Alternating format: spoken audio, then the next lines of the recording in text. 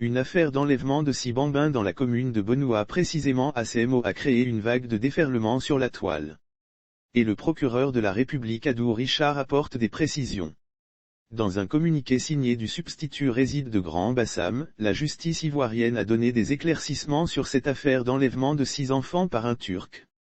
Ce dernier est un opérateur économique. À en croire cette communication, les mômes n'étaient dans le coffre de la voiture, comme on a bien voulu faire croire. Mais plutôt à l'arrière du véhicule.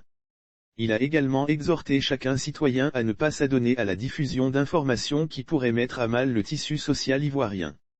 Le communiqué du substitut réside de Grand Bassam le mardi 8 mars 2022, aux environs de 09 heures, un opérateur économique de nationalité turque en provenance d'Aswindé, accompagné de son employé, se rendait à Benoît pour effectuer le paiement de sa facture d'électricité.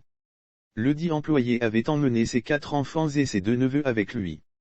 Parvenu au rond-point de CMO, et alors que l'employé était descendu du véhicule pour acheter des biscuits aux 6 enfants, l'opérateur économique était pris à partie par des personnes qui se trouvaient en ces lieux, celles-ci l'accusant d'avoir enlevé les 10 enfants.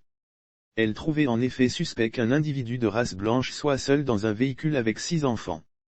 Lire aussi enlèvement d'enfants, une folle rumeur soulève la population de CMO, voici l'identité des prétendues victimes. Le père et oncle des enfants, revenu après les achats et ne trouvant ni son patron ni les enfants, est informé de ce qu'ils ont été conduits à la police parce que l'opérateur économique était soupçonné de tentative d'enlèvement des 6 enfants trouvés dans son véhicule. C'est le lieu pour le procureur de la République de faire observer que ces faits sont en total déphasage avec ceux relatés à travers une audio qui circule sur les réseaux sociaux. Ce dernier se rendait alors à la police pour apporter un démenti formel aux accusations d'enlèvement. Les mères des enfants venus précipitamment d'Aswindé en feront de même. C'est le lieu pour le procureur de la République de faire observer que ces faits sont en total déphasage avec ceux relatés à travers une audio qui circule sur les réseaux sociaux, laissant croire que les enfants étaient tous dans le coffre du véhicule, ce qui de toute évidence n'aurait pas permis de les voir à distance.